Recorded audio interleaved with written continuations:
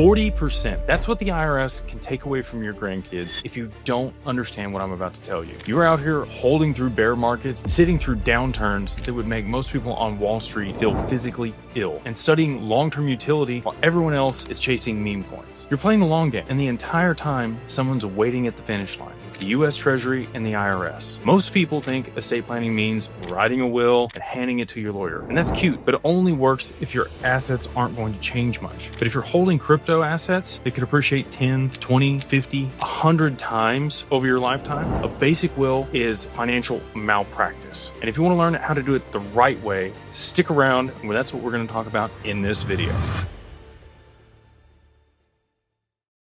Before we get into it, nothing here is financial advice, only for entertainment educational purposes. Please always speak with a financial professional, someone that's licensed as a CPA or an attorney before making any tax, legal, or financial decisions. This is just my interpretation of some information that's out there, and hopefully it'll be educational for you to make sure you ask the right questions when speaking with those professionals. So here's what happens. The government taxes wealth every time it passes down a generation. You die, estate tax. Your kids die, estate tax. Grandchildren pass away, estate tax. And I know this sounds morbid, but it's important. That's how generational wealth quietly disappears. So people think they've found a workaround. What if I just skip my kids and leave everything directly to my grandkids? The IRS has already thought of that, and they've created something called the generational skipping tax transfer. It's a flat 40% tax. It can be applied on top of the estate or gift tax if you don't structure things correctly. In some cases, more than half of what you've built never even makes it to the next generation. If you build $10 million, your grandkids might only see $4 million or less of that. And no, that's not just a billionaire's problem. In 2026, every individual has roughly $15 million worth of lifetime gift tax exemption. And if you're married, you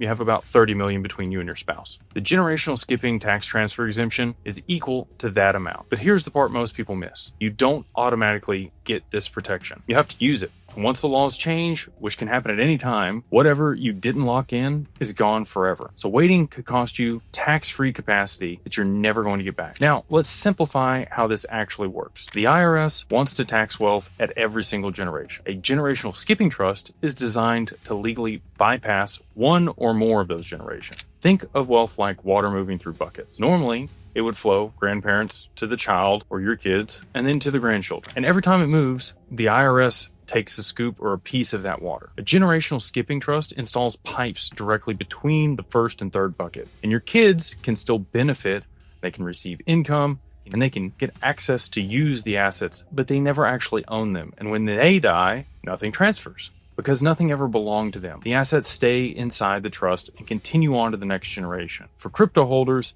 this is especially important for cold storage for generational wealth outside your children's taxable estate. But you can't just dump unlimited amounts of assets into these trusts. You have a lifetime exemption. Think of it like a one-time coupon. If you allocate the exemption when you fund the trust, something very powerful happens. The value is locked at today's numbers. You could pass $10 million of crypto into a GST exempt trust today. If that grows to $500 million over the next 4 years, the IRS doesn't get estate tax on that growth ever. And that's why timing matters so much with appreciating assets. Now let's talk about the 3 ways that people accidentally trigger that 40% tax. Number 1, direct skip. Your assets transfer directly to your grandchildren. If you didn't properly allocate the GST exemption, that transfer, it's going to trigger a 40% tax immediately. And here's the painful part. The person making the gift pays it. You gave money away and write a massive check to the IRS at the same time. Number 2, taxable termination. This is one of the blind spots a lot of people have. When you set up a trust for your child, they receive income for decades. Then they pass away and the trust moves to your grandkids. If the GST exemption wasn't allocated when the trust was created, guess what? That moment also triggers a 40% tax